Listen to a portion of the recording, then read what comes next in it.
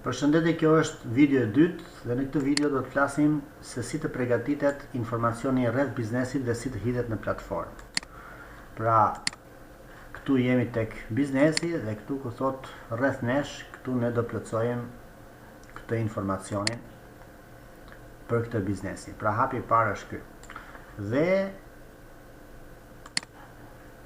këtë informacion ne e përgatitim me ndihmën e ChatGPT-s. Kështu që para se sa të fillojmë përgatitjen e materialeve, hapim një folder që t'i ruajmë të gjitha materialet aty. Për shembull,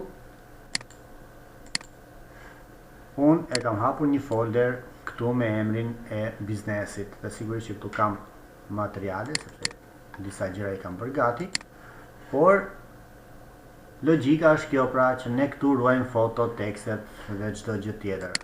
Për shembull, kam të ruajtur logon, materiale të ndryshme, video, tekstin. Kështu që kthehemi këtu dhe kujdes duhet të kemi në momentin që nuk e shkruajmë vetë tekstin, por e marrim nga ChatGPT-ja. Para se sa ta hedhim në platformë, duhet ta vendosim në një notepad. Pra, siç e shikoni, unë këtu kam hapur një notepad me emrin e biznesit dhe këtu kam informacione të ndryshme që do t'i shpjegojmë tani pak e nga pak. Rasti konkret është tani do plotësojmë rreth biznesit dhe që të krijojmë një informacion profesional rreth biznesit që ju keni, para sa të përdorim promptin që kemi këtu poshtë për te ChatGPT-ja, shkruaj një 2-3 informacione vetë. Të tipit, kur ka nisur biznesi, 2007, qëllimi, catering, shërbimet dhe produktet kryesore që kemi, për shembull shkruaj një listë dhe adresa. Unë aktualisht i kam bërë gati këto, që mos të vonohemi. Dhe kam promptin këtu poshtë. Çfarë thot këtu? Thot, po të dërgoj logon dhe një informacion bazë që kam, më bëj një përshkrim profesional për biznesin, dhe këtu tani që thot shkruani emrin tuaj të biznesit, ju do shkruani emrin e biznesit tuaj. Rastin konkret, unë do shkruaj këtu emrin e këtij biznesit. Dhe e heq këtë. Për momentin të ruaj këtu se më duhet. Dhe bashkangjiti dhe një listë të shërbimeve dhe produkteve që ky biznes ofron. Ndërkohë që unë vetë i kam shkruar këtu disa gjëra që ne ofrojmë. Vakte, regjime dietike, bufe për evente, shërbime shef, e tjera.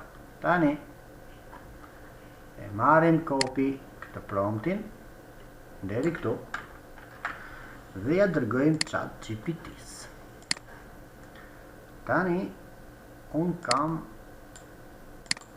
hapur një të ri këtu, një chat të ri, dhe kam shkruar vetëm emrin. Chati më ka pyetur dhe unë po i dërgoj promptin e parë.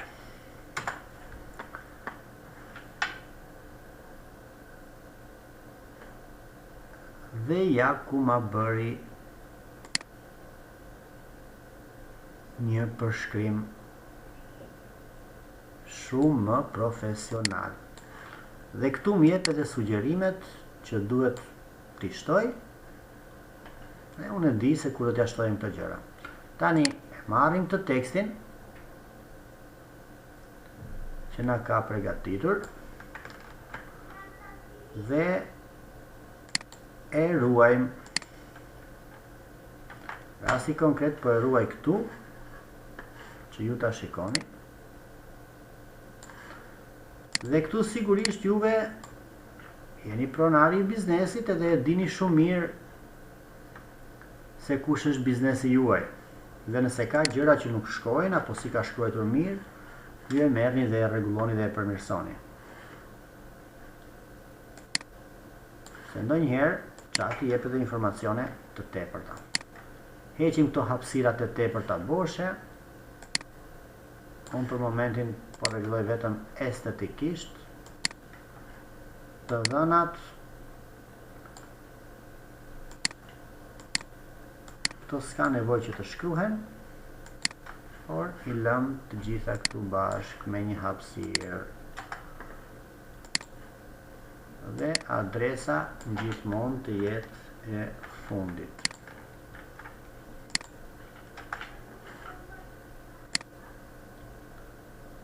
Okej.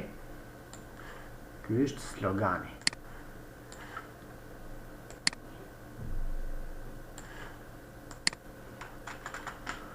Në momentin që e kemi ruajtur, e bëjmë copy. Pra kemi bërë ato editimet që na janë dashur, e bëjmë copy, shkojmë tek Panairi Online, kthehemi edhe një herë këtu për të parë, pra për të krijuar idenë.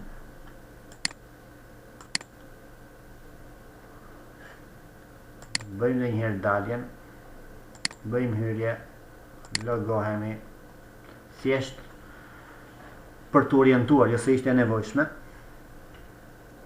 Dhe klikojmë këtu tek rreth nesh. Këto që janë këtu në fillim nuk i ngacmojmë, po vemi direkt tek kjo e fundit që thot ofron, dhe këtu e bëjmë CTRL-V ose paste.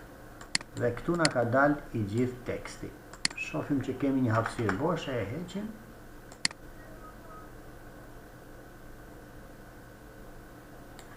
Dhe thjesht klikojmë këtu ku thot ruaj ndryshimin. Dhe automatikisht ja ku na ka dalë informacionin në platformë. Nëse duam që ta editojmë apo ndryshojmë diçka, e klikojmë përsëri këtë rreth nesh dhe këtu na jep opsionin siç ishim. Duam të fshijim këtë hapësirën, po themi, e fshijim apo duam t'i kalojmë këtu, po themi, të dhënat, e ruajmë ndryshimin, ja se si na e ruajti ndryshimin. Në çdo moment që ne duam të ndryshojmë diçka dhe e bëjmë ndryshimin, duhet ta ruajmë, sepse nëse nuk e ruajmë, ajo do na ruaj përsëri modelin e vjetër, si ishte. Dhe ne shpesh mund të themi, po pse nuk u ruaj? Sepse nuk i ke dhënë komandën ruaj. Kaq për sa i përket modulit rreth nesh, i cili më vonë do të shfaqet edhe këtu. Për momentin nuk është i shfaqur këtu, por do të shfaqet. Shihemi në videot e tjera.